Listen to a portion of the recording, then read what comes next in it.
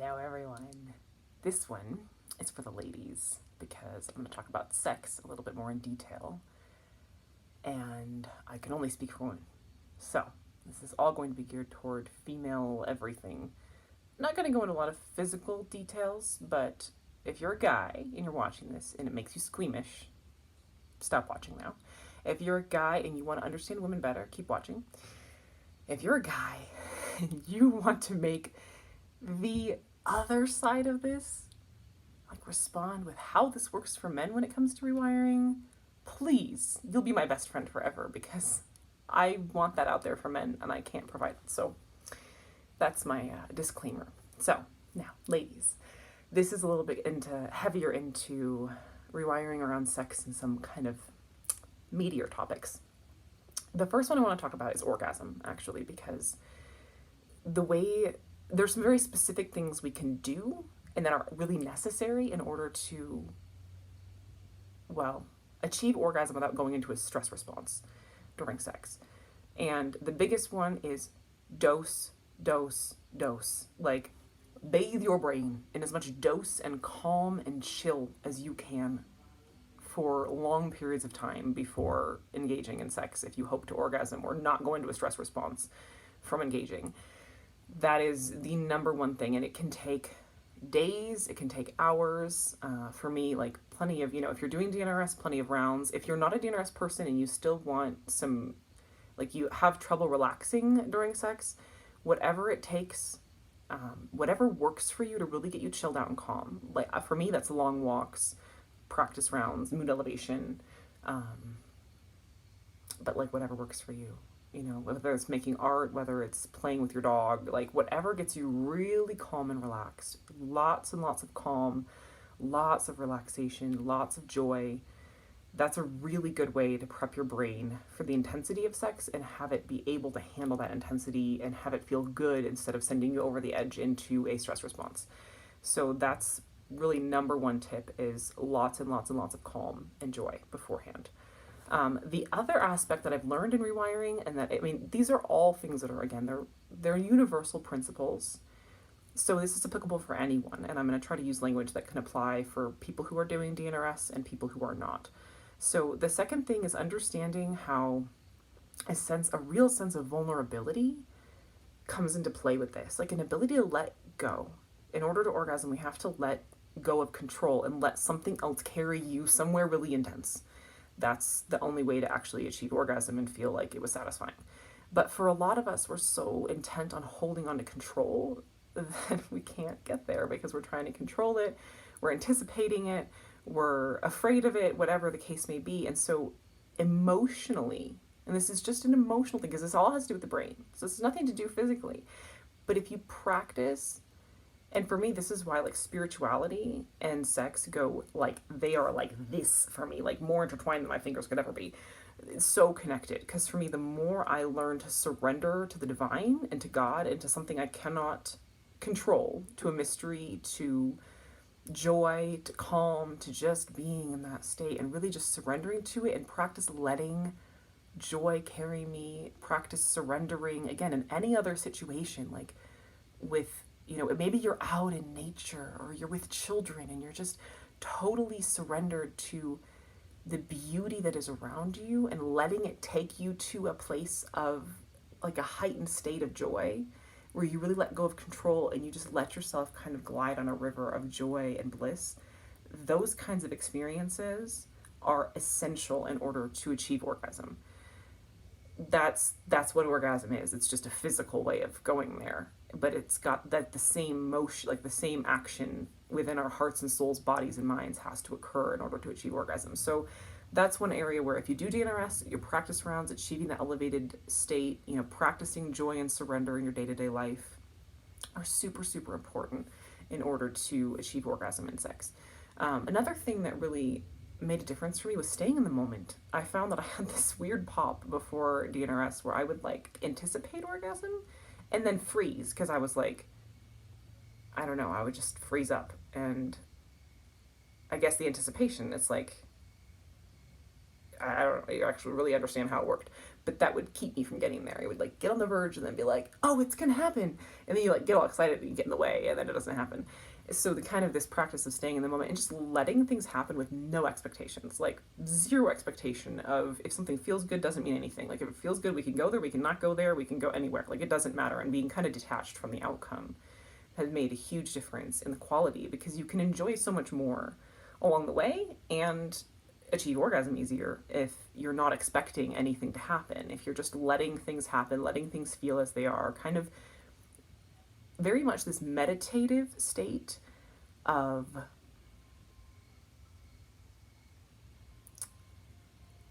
being attentive to what is happening, to how things feel, to the goodness that is, and just being detached from any sort of outcome. Knowing that, if you don't achieve orgasm, that's okay. If you do, that's great. But the point is just to kind of appreciate in this meditative, attentive, very present state, like, this is what's happening right now. This is what I feel right now. And kind of just being in it in like a playfully interactive way with the sensations that are happening with, your partner, whatever's going on. But that I have found has just dramatically increased the quality, because there's no more trying to control. It's not outcome oriented, it's experience oriented, and just oriented towards experiencing as much as you can via surrender instead of control. So that's, in terms of the physical, those are some fantastic things. The other thing I come to realize, I was talking to a friend who's reading the book Pussy, which I haven't read, but she told me about the parts of the brain that are involved with orgasm. And I was very intrigued, because as my relationship has changed, I noticed that at times brain is willing to go there, sometimes brain is not willing to go there. There being sex in general or orgasm, but like, and it can change like that, like just like things are great, things are not happening. And I was like, this is really interesting, but it's as my relationship is changing. And the four, I'm like 99% sure these are the 4 areas she told me that are, and this is again from the book Pussy, which I have not read, but sounds like an amazing book. The 4 areas of the brain that are involved in orgasm are the neocortex, which is kind of your outer brain, which is like your social brain. That's the part of you that's interacting with other people. Your neocortex is the newest, most evolved, most human part of your brain, not the more reptilian or more survival, but like the very, very evolved, very human, very social interaction oriented and understanding that interaction kind of oriented. Your subconscious, that makes sense.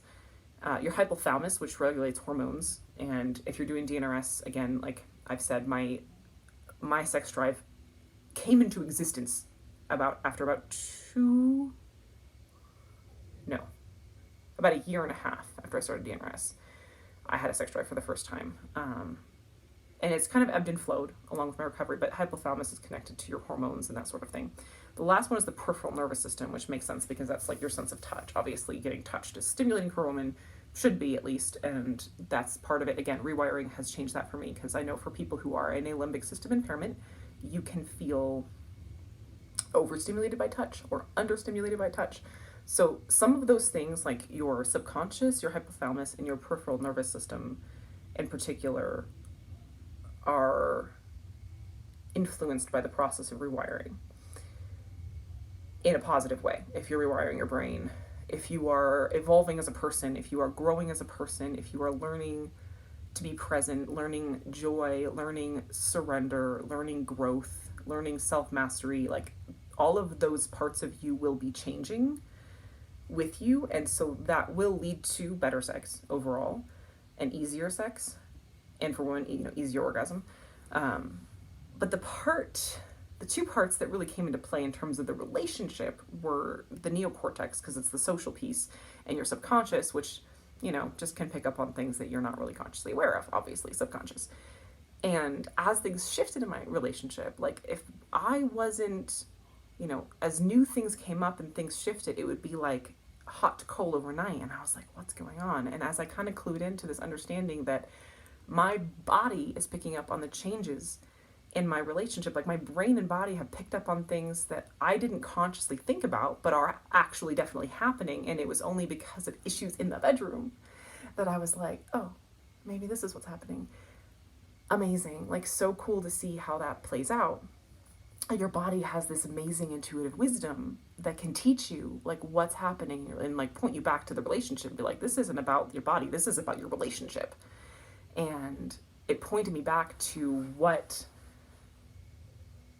was actually the issue. Again, because your neocortex and your subconscious are more related to the people aspect of it, less the physical aspect of it. So that was really interesting because it really gave me like this amazing insight to how our bodies are so wise, and they give us like so much feedback that's so beautiful and so profound and so true. And it's like I was just so grateful that the body and the mind are connected in that way, because it's like what a gift, that it like is able to pick up on those things and point you in the direction that you actually need to go, whether that's something within yourself or something within your relationship that needs to change in order to improve sex. So obviously, if the relationship is the issue, then you would need to do some rewiring around that, work with your spouse, your partner, etc. I think that's pretty obvious, I'm not going to go there and tell you what to do. That's all individual. But yeah, because sometimes it's a matter of going within yourself. Sometimes it's a matter of going within your relationship in order to fix, well, not the problem, but kind of address the problem, I suppose would be a better way to put it. I think that's about it. I mean, it's a lot of information in a short period of time, but those are the biggest things that have made a difference, and that I've talked to other women about, and gotten some feedback that those are definitely necessary in the process of rewiring, or just in general. Because for me, like I never had, like I only had a full-blown limbic system impairment for, I only had that for a couple of years, but for my whole life I had some I'm going to explain what POPs are. A POP is any pattern that exists it's a pathway of the past is what POP stands for. And it's basically any belief or habit or idea that is outdated and really got in your way in some way. So I used to have all these beliefs and habits in the past that just really made sex like so difficult. And that's really, it was working on those ways of being and those beliefs about myself and my body. And another big one, I would say, just emphasized to women, like one thing I really had to work through was believing that I deserved to enjoy sex. Like that was huge. Believing I deserved to enjoy it. That's huge. Like I didn't even realize that was there until you're just, I don't know, I've just got an awareness, and I realized at some point, like, this is what's getting in my way of actually enjoying this, is that I have a hard time believing I deserve to enjoy it. And it just, like, it seems so silly. It really is silly. But that's another thing to look at, is your beliefs. Like, again, related back to my core beliefs video, your beliefs about sex, your beliefs about what you deserve are just so huge. Like, what do you believe you deserve? Because you get what you believe you deserve. That's what you end up getting in life. So believe that you deserve to have amazing sex. Believe that you deserve to have lots of orgasms and to have a great emotional connection with your person. Like, believe that, because then it'll become true. But if you don't believe it, it can't ever become true for you.